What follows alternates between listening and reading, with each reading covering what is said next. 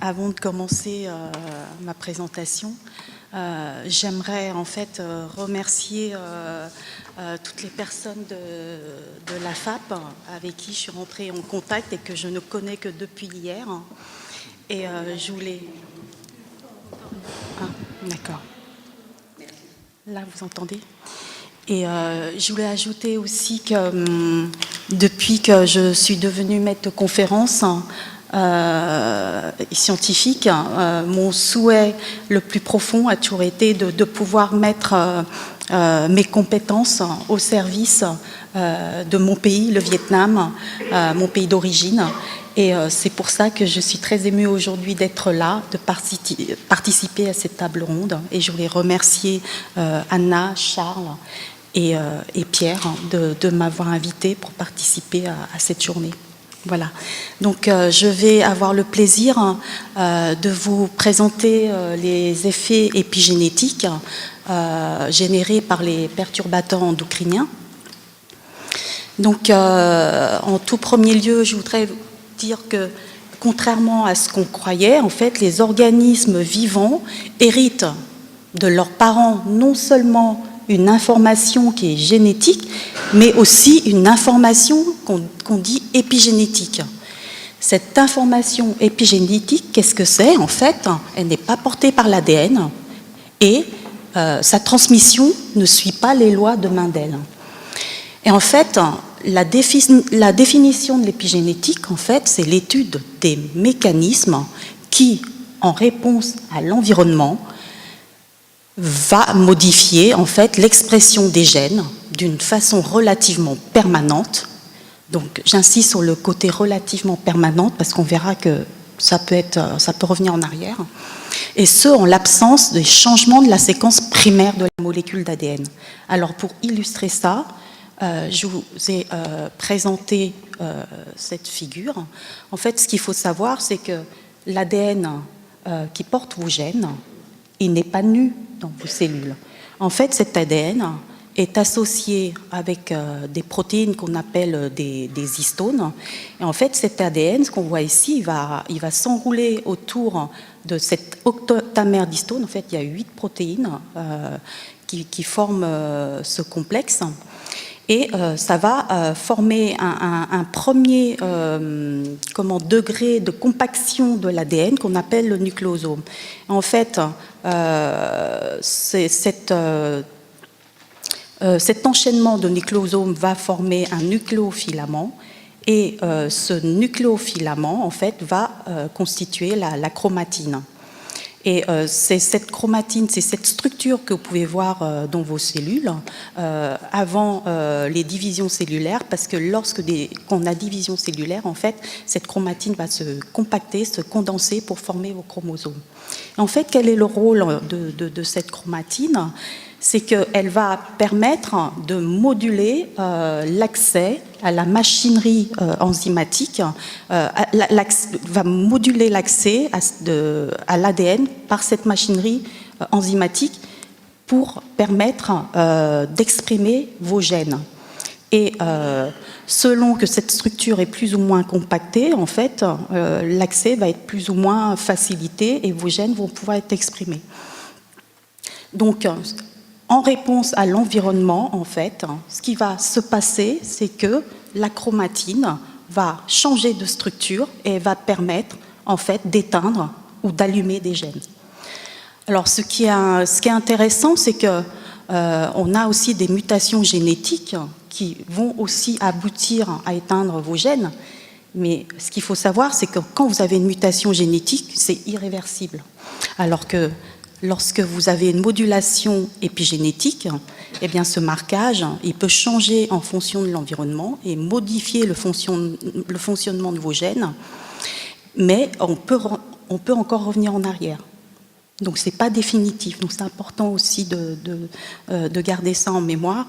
Donc, et je voudrais aussi, avant de changer de diapositive, c'est de vous dire que tout changement d'environnement a un effet sur l'expression de vos gènes, puisque ça va changer le fonctionnement des gènes dont nous héritons à la naissance, et donc ça peut changer votre phénotype. C'est les caractères qui sont exprimés par vos gènes. Alors, je vous ai mis cette diapositive. Bon, elle a l'air un peu compliquée, mais en fait, je vais vous expliquer ça de façon simple. Ce qu'il faut savoir, c'est que au cours de la vie fœtale, il se produit des changements épigénétiques. Et qu'est-ce que c'est que ces changements épigénétiques? En fait, ça permet de faire une sorte de réinitialisation de votre génome. C'est-à-dire que ça permet normalement d'effacer tous les effets indésirables, par exemple, que vos parents ont subis. Et donc normalement, au cours, juste après la fécondation, au cours du développement embryonnaire, ce qui se passe, c'est qu'on a une reprogrammation et on a un reset de toutes les marques qui se sont imposées sur le génome que vous héritez de vos parents. Et donc, on remet tout à zéro. Donc, c'est ce que vous voyez ici, aussi bien au niveau du génome paternel que les génomes maternels. Donc, on a un effacement de ces marques. Et ces marques sont remises après, parce que ce qui est important aussi, la réinitialisation en fait de ce génome, c'est pour permettre aussi de restaurer la totipotence. C'est-à-dire qu'à partir d'un œuf, vous allez pouvoir, en enlevant toutes ces marques, de pouvoir permettre la différenciation de tous les types d'organes. Et au fur et à mesure, pour permettre que ces changements soient définitifs, en fait, les marques reviennent pour dire, voilà, on va spécialiser telle ou telle cellule pour faire un cœur, pour faire un neurone, un muscle. Et donc voilà, il y a une phase où on réinitialise tout, permettre la totipotence, et après on remet les marques. Et ces marques-là sont maintenues tout au cours de la vie de l'individu. Alors, ce qui est intéressant sur cette figure, c'est que vous avez aussi des gènes qu'on appelle des gènes qui sont soumis à empreinte. Ces gènes, on en connaît une soixantaine, parce que dans la plupart des cas, tous vos gènes s'expriment à partir de vos deux allèles, maternel et paternel. Or, il existe des gènes qu'on dit soumis à empreinte parentale, parce qu'en fait, ces gènes vont être exprimés seulement à partir de l'allèle paternel ou l'allèle maternel. Et ce qui est intéressant là-dedans, je voulais aussi le souligner, c'est que même au cours de cette phase de reprogrammation très précoce lors de l'embryogénèse, en fait, ces marques sont maintenues tout au long de la croissance embryonnaire, parce qu'il est important qu'il y ait un dosage génique correct pour permettre une croissance adéquate de vos organes. Donc voilà. Donc là, c'est au niveau de la croissance fœtale. Et lorsque on va arriver ici à cette période, en fait, on va avoir la formation de vos cellules germinales primordiales qui vont vous donner vos gamètes, gamètes mâles ou gamètes femelles. Alors, dans ce cas-là, lors de cette différenciation, là, il va y avoir aussi un reset. Donc, on efface tout. Donc, une deuxième phase de déméthylation. Pareil, donc c'est des marques de méthylation sur votre ADN.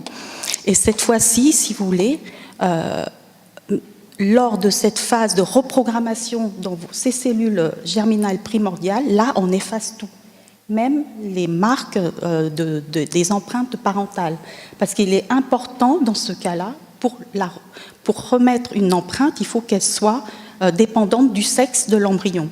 Si c'est un mâle, on va mettre des marques épigénétiques de type mâle ou de type femelle pour que, lorsqu'il y aura fécondation, qu'on puisse transmettre les bonnes marques. Donc en fait, où je voulais en venir avec tout ça, c'est pour vous expliquer qu'il y a vraiment des fenêtres de vulnérabilité, d'exposition aux facteurs délétères de l'environnement. Parce que vous voyez bien que si vous avez un effet environnemental délétère qui se produit à ce niveau-là, où on doit avoir un reset et une réinitialisation des marques importantes pour la croissance de l'individu plus tard, eh bien, à ce niveau-là, si c'est perturbé, vous pouvez, ça peut être à l'origine de désordres dans le futur de l'individu. Ainsi, la grossesse, c'est vraiment une période cruciale de fragilité pour le fœtus qui peut être à l'origine des désordres lorsque ces désordres agissent à ces niveaux-là ou à ces niveaux-là. Alors, la question maintenant, c'est de savoir est-ce qu'on a une hérédité transgénérationnelle de ces modifications épigénétiques. Donc, qu'est-ce que ça veut dire? Est-ce qu'il existe vraiment des modifications épigénétiques qui vont être pérennes, qui vont persister lorsque le signal qui les a induites disparaît? C'est-à-dire qu'on va pouvoir transmettre aux générations futures des effets délétères de cet environnement. Alors, comme je vous avais dit, normalement, il y a un reset au niveau des génomes parentaux, donc normalement on efface tout, on ne devrait plus avoir aucune trace des événements douloureux vécus par nos parents. Or, il s'avère qu'on observe quand même des modifications épigénétiques qui s'expriment après par des désordres au niveau des patients qu'on peut observer pour l'agent orange. Et en fait, comment on peut avoir la preuve d'une hérédité transgénérationnelle? Donc là, je vous ai mis l'exemple d'une femme qui est enceinte. Donc si cette femme-là subit un effet délétère, donc cette femme, elle est enceinte, donc c'est la génération F0, c'est la première génération, elle porte un fœtus. Donc ce fœtus lui-même, c'est la génération F1, et subit également cet effet direct de l'environnement. Et ce qu'il faut savoir, c'est que dans ce fœtus, il y a aussi ces gamètes. Donc ces gamètes ont aussi subi cet environnement délétère. Donc, sur cette image, vous pouvez voir que là, il y a au moins 3 générations qui sont touchées de façon directe ou indirectement par les gamètes pour la génération F2. Donc 3 générations. Donc si on veut démontrer qu'il y a effectivement une hérédité transgénérationnelle, il faut pouvoir en fait démontrer les effets délétères épigénétiques au-delà de 3 générations, parce que ça veut dire qu'on est sûr qu'au-delà de 3 générations, donc la F3, que ces individus n'ont pas subi de façon directe cet environnement délétère et que effectivement, si on arrive à mettre en évidence des modifications épigénétiques, à ce moment-là, on pourra dire oui, effectivement, on a une hérédité transgénérationnelle. Mais effectivement, lorsque la mère enceinte subit cet environnement délétère, en fait, on voit quand même un effet épigénétique qui est multigénérationnel, puisque elle-même va être touchée. La génération F1, l'enfant à naître, aussi ses petits-enfants.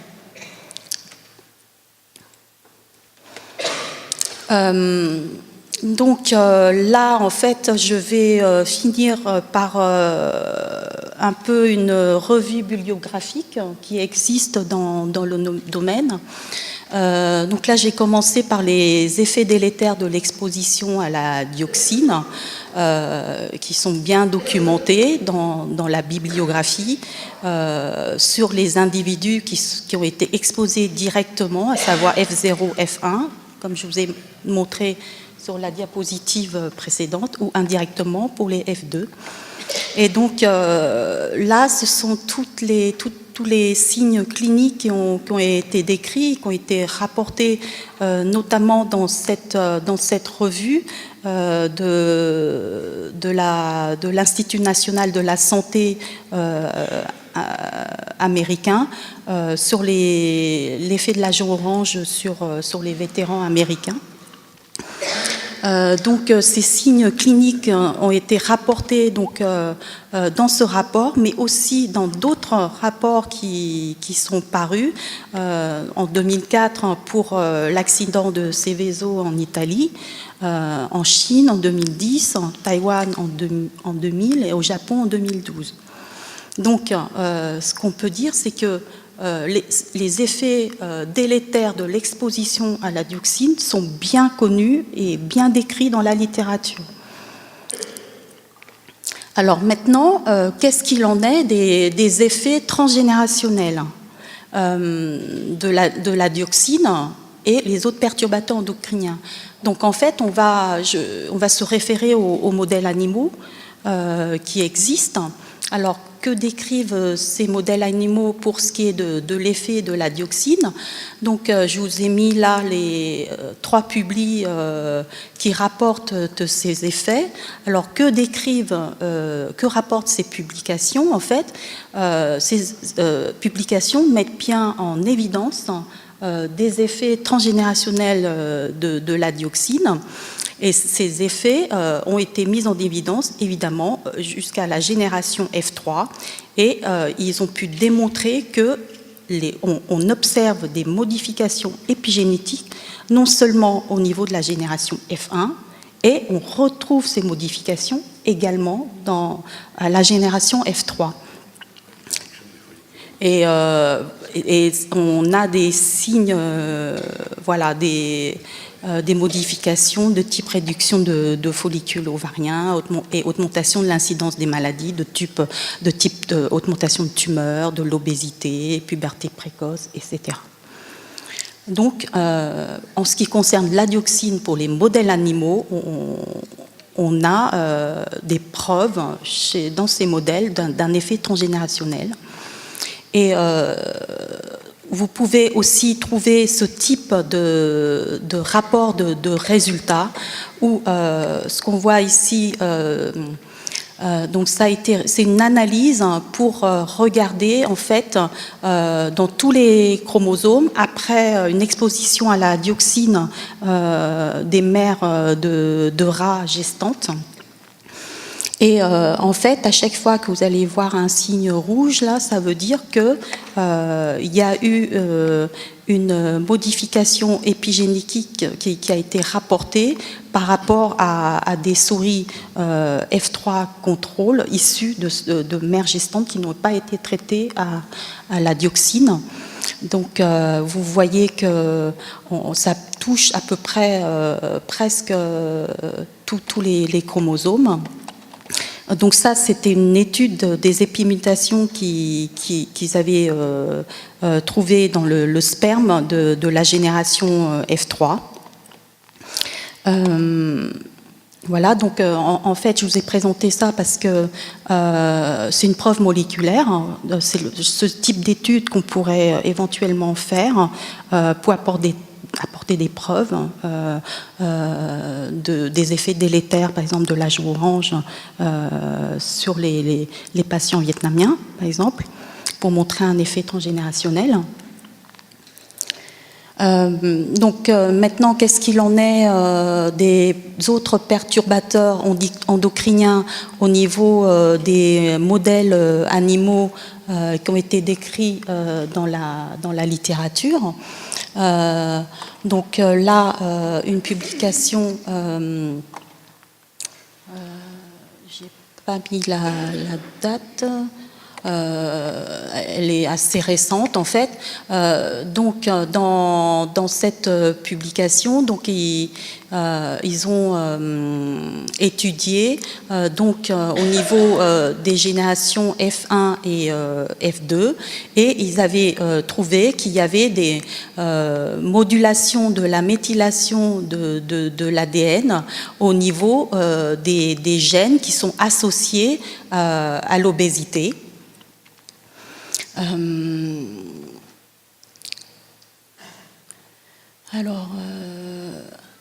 Et ces observations ont été observées à la génération F3 chez les rats. Mais en fait, la faiblesse de ce travail, c'est qu'ils n'ont pas mis en évidence en fait ces mêmes modifications, au moins dans la génération F1 ou F2, pour montrer que effectivement, les effets délétères d'un perturbateur endocrinien ont eu un effet sur la génération F1. Et ces effets délétères ont été bien transmis à la génération F3 et il s'agit bien d'une hérédité transgénérationnelle. Donc une faiblesse de ce travail. Alors cet autre travail, je voulais rapporter aussi parce que ça va être intéressant de voir ces deux derniers travaux là ensemble. Donc là, qu'est-ce qu'ils ont fait ?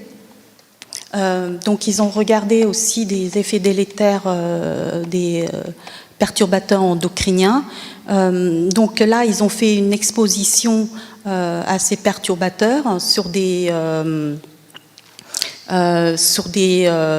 souris gestantes, mais en fait ces expositions ont été faites dans la fenêtre de temps où on a une reprogrammation, comme je vous avais montré au début, des cellules germinales primordiales qui vont générer les gamètes. En fait, ce qui est intéressant dans ce travail, c'est que effectivement, dans cette fenêtre de temps d'exposition, ils n'ont vu que très peu de modifications au niveau de la méthylation de l'ADN, donc des modifications épigénétiques. Et au niveau déjà de la génération F1. Et en fait, quand ils regardent au niveau de la génération F3, ils se rendent compte que finalement, ces effets, ces modifications épigénétiques ne sont pas transmises à la génération F3 et que donc pour eux, leur conclusion, c'est que ces effets délétères ont été corrigés au cours de la reprogrammation de l'embryon où on a ces vagues de déméthylation pour faire un reset et donc il n'y a pas de problème, il n'y a pas de problème d'hérédité transgénérationnelle. Alors, ce qui est intéressant, c'est que je vous ai mis aussi cette dernière publication qui est sortie à peu près en même temps que celle-là. C'est en 2015, voilà. Et en fait, dans ce travail, les chercheurs ont soumis les femelles gestantes aux mêmes perturbateurs endocriniens, mais sur des périodes beaucoup plus larges, à savoir, ils n'ont pas restreint la période de traitement seulement au niveau de la reprogrammation des cellules germinales primordiales, mais ils l'ont fait beaucoup plus large, à savoir, ils l'ont fait aussi très précocement au niveau du développement embryonnaire. Et là, par contre, dans ce cas-ci, ils observent bien qu'il y a une modulation et une modification épigénétique, et ce, dans la génération F1 aussi bien que dans la génération F3. Donc, en élargissant, en fait, rien que la fenêtre de temps d'exposition, là, ils ont pu mettre en évidence un effet épigénétique qui est transgénérationnel. Donc, en opposition avec ce qui était décrit juste auparavant, où il disait non, tout est réinitialisé, il n'y a pas de problème des perturbateurs endocriniens parce que tout est reprogrammé, il n'y a pas d'effet délétère. Donc, la conclusion de ça, c'est que c'est l'importance de la fenêtre de vulnérabilité d'exposition à un stimulus délétère dans l'environnement. Donc, c'est pas selon le moment où cet effet délétère va se mettre en place, vous allez avoir ou non un effet transgénérationnel. Donc c'est important de garder ça en tête. Et au niveau des études que l'on aura à développer, de bien introduire aussi les bons contrôles, à savoir si on met en évidence un effet sur la génération F3, il faut qu'on puisse aussi retrouver ces modifications aussi dans la génération F1 pour pouvoir conclure, oui, effectivement, c'est un effet transgénérationnel. Et donc, pour finir sur une note optimiste, c'est que, en fait, les modifications épigénétiques concernent donc des modifications qui se font au niveau de l'ADN, comme la méthylation ou déméthylation de l'ADN, mais les modifications épigénétiques, les facteurs qui peuvent moduler l'expression de vos gènes concernent aussi des ARN non codants. Et en fait, on pourrait se servir de l'analyse de ces modifications, comme par exemple la détection F1, l'enfant à naître, aussi ses petits-enfants.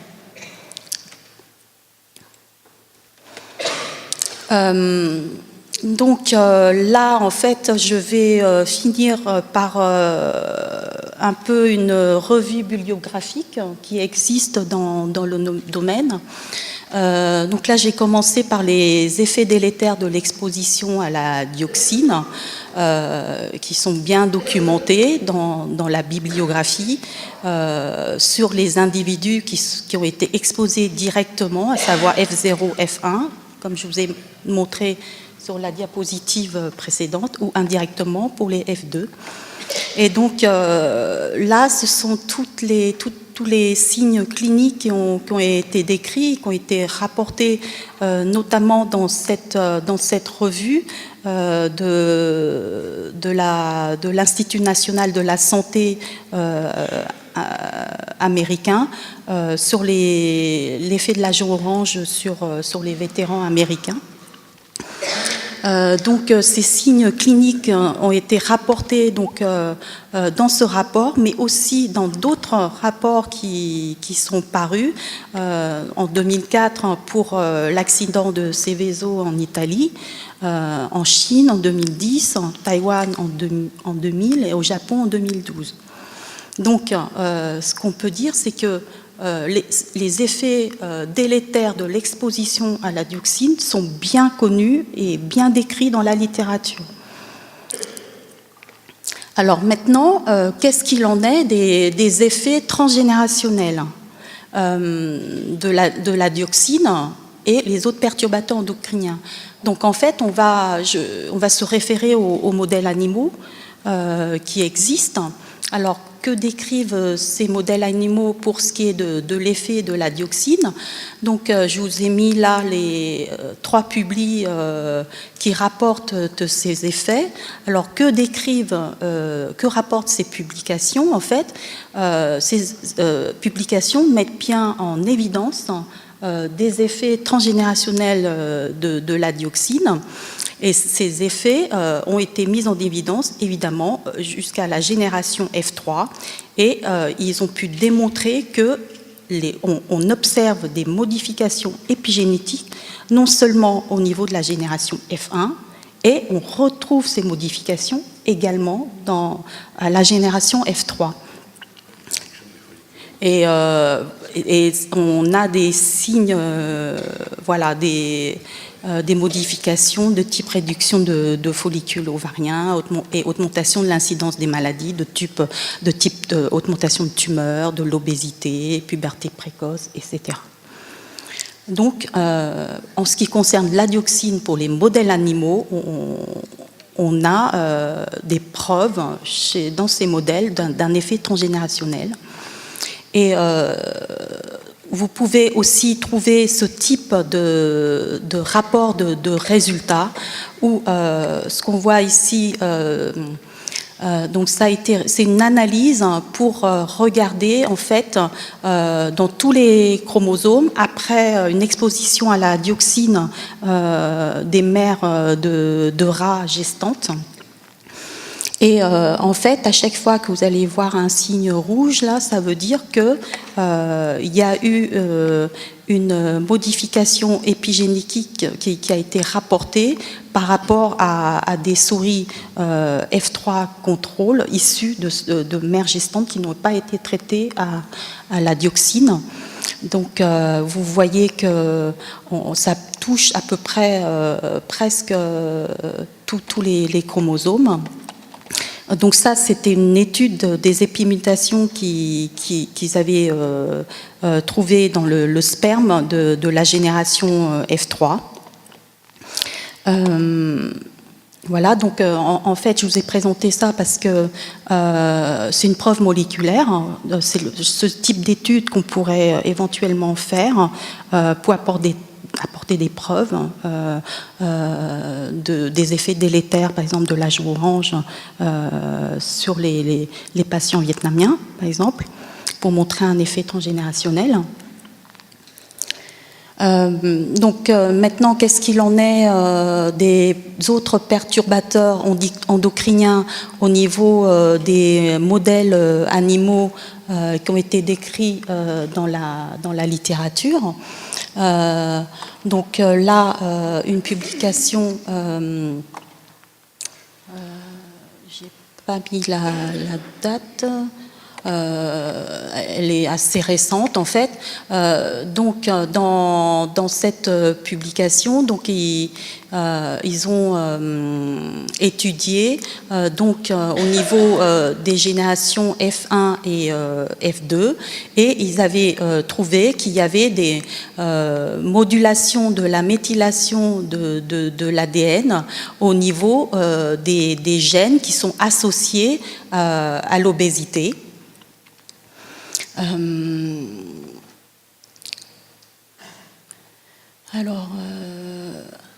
Et ces observations ont été observées à la génération F3 chez les rats, mais en fait la faiblesse de ce travail, c'est qu'ils n'ont pas mis en évidence en fait ces mêmes modifications, au moins dans la génération F1 ou F2, pour montrer que effectivement les effets délétères d'un perturbateur endocrinien ont eu un effet sur la génération F1. Et ces effets délétères ont été bien transmis à la génération F3, et il s'agit bien d'une hérédité transgénérationnelle. Donc une faiblesse de ce travail.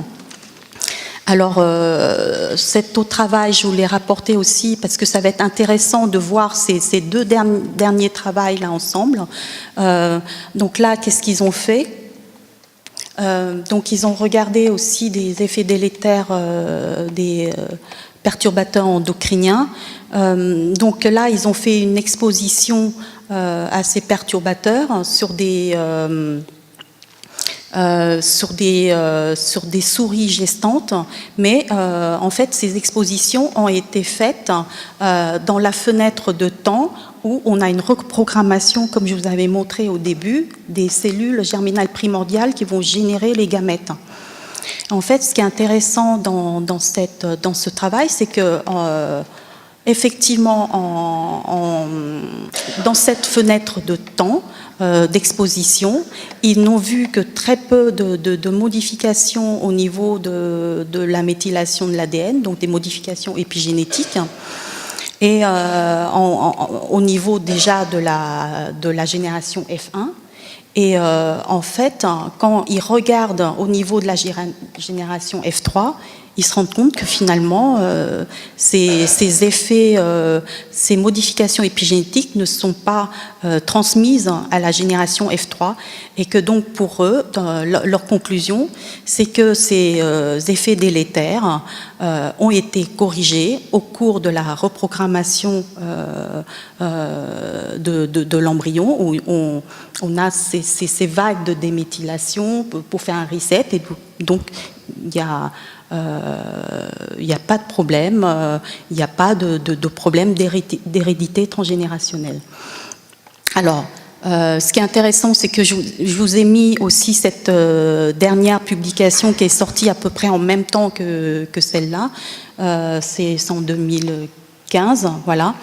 Et en fait, dans ce travail, les chercheurs ont soumis les femelles gestantes aux mêmes perturbateurs endocriniens, mais sur des périodes beaucoup plus larges, à savoir, ils n'ont pas restreint la période de traitement seulement au niveau de la reprogrammation des cellules germinales primordiales, mais ils l'ont fait beaucoup plus large, à savoir, ils l'ont fait aussi très précocement au niveau du développement embryonnaire. Et là, par contre, dans ce cas-ci, ils observent bien qu'il y a une modulation et une modification épigénétique, et ce, dans la génération F1 aussi bien que dans la génération F3. Donc, en élargissant, en fait, rien que la fenêtre de temps d'exposition, là, ils ont pu mettre en évidence un effet épigénétique qui est transgénérationnel. Donc, en opposition avec ce qui était décrit juste auparavant, où il disait non, tout est réinitialisé, il n'y a pas de problème des perturbateurs endocriniens parce que tout est reprogrammé, il n'y a pas d'effet délétère. Donc, la conclusion de ça, c'est que c'est l'importance de la fenêtre de vulnérabilité d'exposition à un stimulus délétère dans l'environnement. Donc, c'est pas selon le moment où cet effet délétère va se mettre en place, vous allez avoir ou non un effet transgénérationnel. Donc c'est important de garder ça en tête. Et au niveau des études que l'on aura à développer, de bien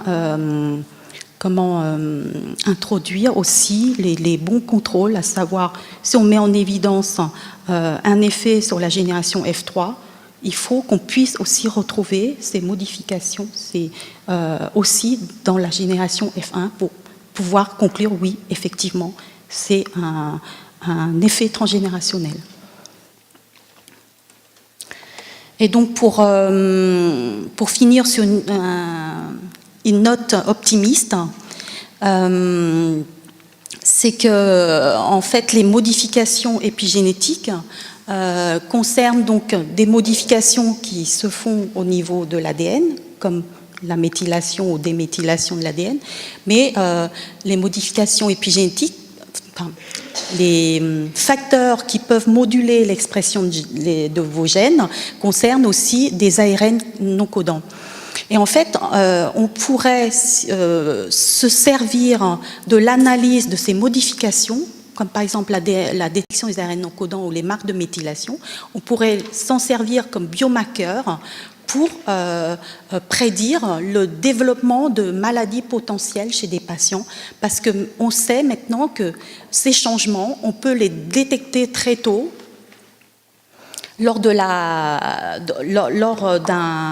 effet délétère de l'environnement, et ce, bien avant la survenue des maladies, avant même les manifestations cliniques. Donc on pourrait avoir des biomarqueurs de manifestations de maladies. Et aussi, comme je vous l'avais dit tout à l'heure, où quand on a une mutation, c'est quelque chose qui est irréversible. Or, ici, quand vous avez une modification épigénétique suite à un effet délétère d'un perturbateur endocrinien, ce qu'il faut savoir, c'est que la partie de l'ADN qui est éteinte ou allumée, elle est toujours là. Donc, il est potentiellement envisageable de la corriger avec des drogues épigénétiques, par exemple. Donc voilà. Je vous remercie pour votre attention.